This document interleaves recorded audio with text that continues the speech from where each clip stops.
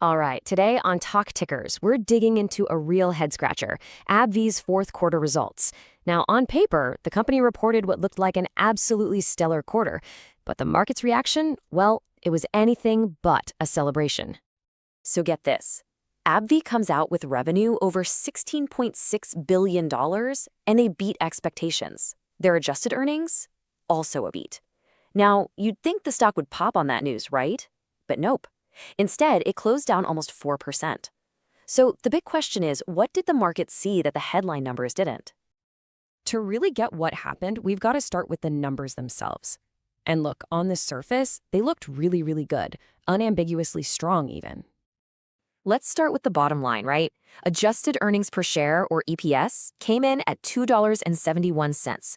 Wall Street was looking for $2.65. That's a solid 6-cent beat. Check one for the good guys. And it wasn't just the bottom line. The top line came in hot too. Revenue was $16.62 billion, which was comfortably ahead of what analysts were expecting.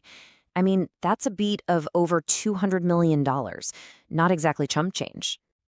So let's recap. Beats on both the top and the bottom line. That's a textbook recipe for a stock rally, right? Well, the market had other ideas. The verdict was swift, and it was negative. The stock closed down nearly 4% on the day. And get this, the trading volume was more than double its daily average. This wasn't just some light profit-taking. This was a high-conviction sell-off. So what in the world is going on here? This reaction tells you one thing, loud and clear. The market was not trading on the past quarter, it was trading on the future. And for a company like AbbVie, the future is all about its immunology growth engine, specifically the powerhouse drugs that are replacing the legendary Humira.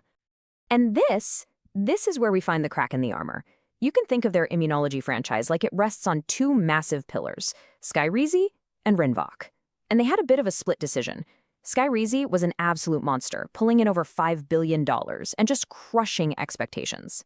But Rinvoq, well, it came in just a little bit shy of what the street was looking for.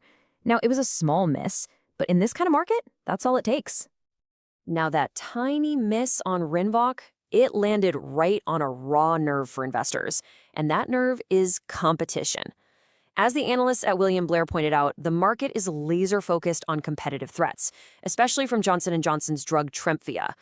So the Rinvoq miss wasn't just seen as a number. Nope, it was a potential signal, a hint of vulnerability.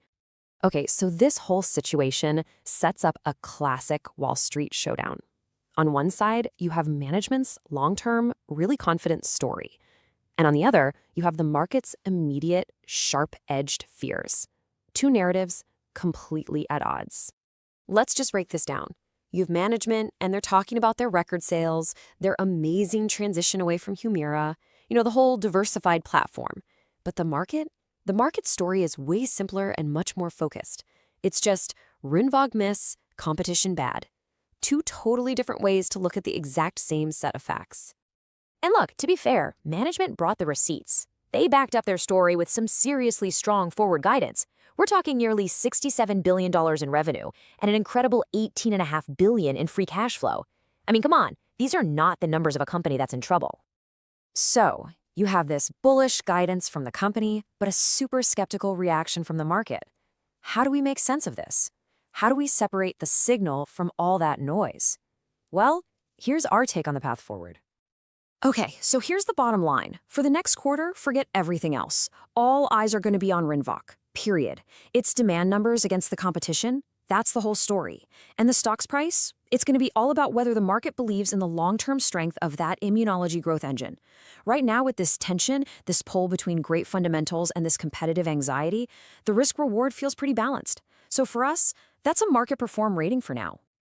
All right, and for the last part, let's talk about how you might actually trade this setup. So here it is, our outrageous but plausible pitch. The core idea here is that the market totally overreacted. If you buy into management's story, if you believe their strong guidance puts a floor under the stock, then that big spike in volatility after the earnings, that's an opportunity. One way to play it is by selling out of the money puts. You're basically collecting a nice, fat premium from all that fear, getting paid to make a bet that the stock isn't going to just fall off a cliff from here.